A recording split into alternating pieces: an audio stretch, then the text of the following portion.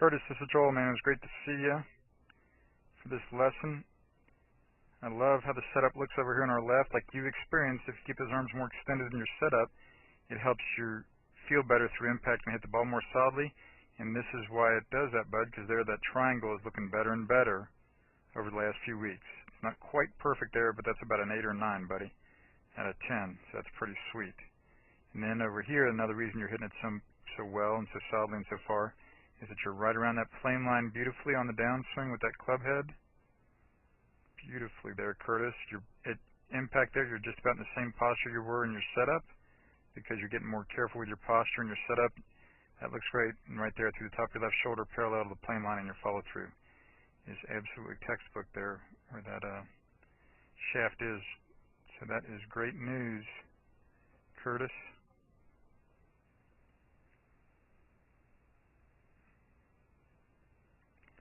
And then with that driver, it really looks very similar to what we just saw with the iron. And you're hitting it real solidly, but it's just hooking too much.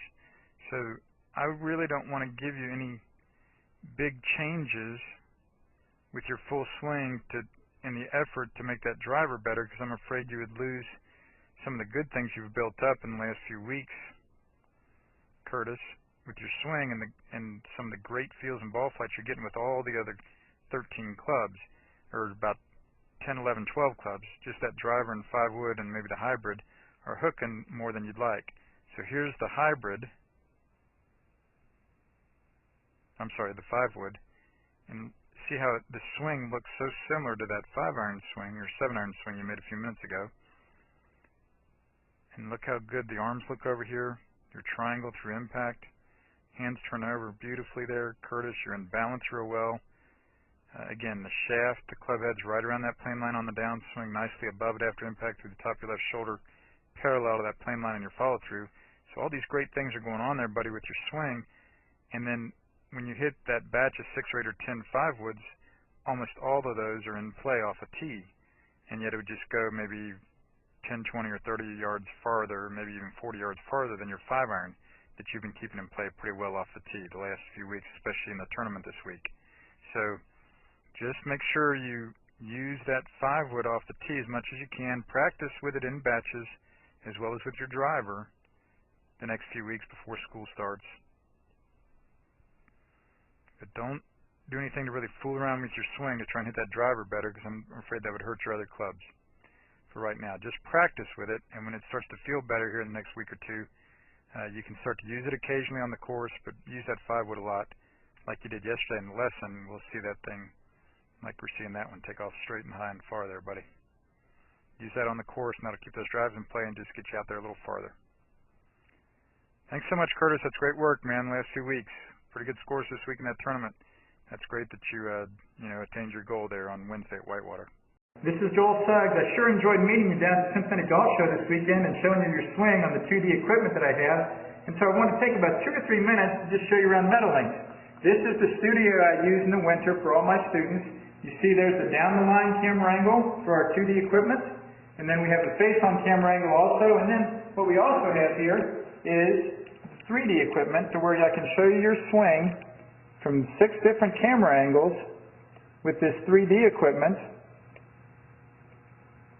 And we can get your swing from down to the 1/120th of a second in terms of exactly what your hips, shoulders, and hands are doing in the swing. And then also, I have the most realistic hitting curve I've ever seen from puttersedge.com. So when you hit your full shots, it feels as realistic as possible. And then I have 3 different green speeds for you to practice your putting. 9.5 on the step meter, 10.5 on the step meter, and 12.5 on the step meter. That's benefited my students tremendously. And then also I have a lot of learning aids like this Smart Stick. You can see the rest of those learning aids over here in my bag that we can work on to help you learn the certain fields in the golf swing that you and I both want. And then also I help my students a lot with their equipment through the winter. This is a frequency analyzer where we twang your club and it gives us a reading here. And then also we plot your whole set, each club on these lines to see if the set is really matched or not. quite often they aren't, and it helps my students tremendously when they find out what clubs are the offending clubs. Then if we get tired of being indoors and we want to go outdoors and hit some, we can do that.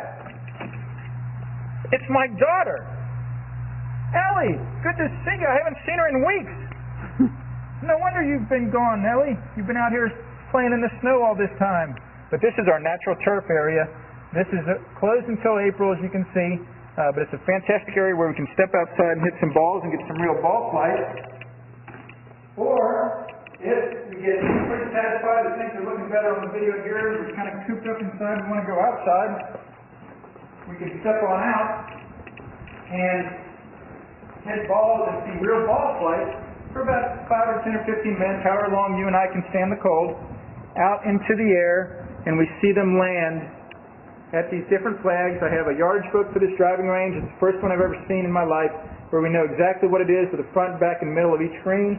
And again, the covered area here is heated, so we stay out there for about 5, 10, 15 minutes, like I said. It enables us to see some ball flight, and then we get satisfied that things are looking the way we want, and we can come back inside,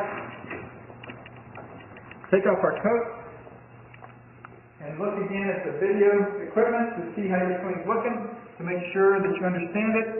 And then notice too, my exercise ball up top here, and then also, so I help my students a lot with their fitness through the winter, and then I will help you also with your sports psychology, with your golf psychology from the golfpsych.com people down in Texas. That's helped my students tremendously a lot over the years too. So again, I sure enjoyed meeting you down at the Cincinnati Golf Show this weekend. I look forward to seeing you again out here this summer at Meadowlinks, or even right now in the winter. I have a lot of people that work on their games with me right through the winter. Check out more information about the things I do to help you at joelsuggs.com. Take care.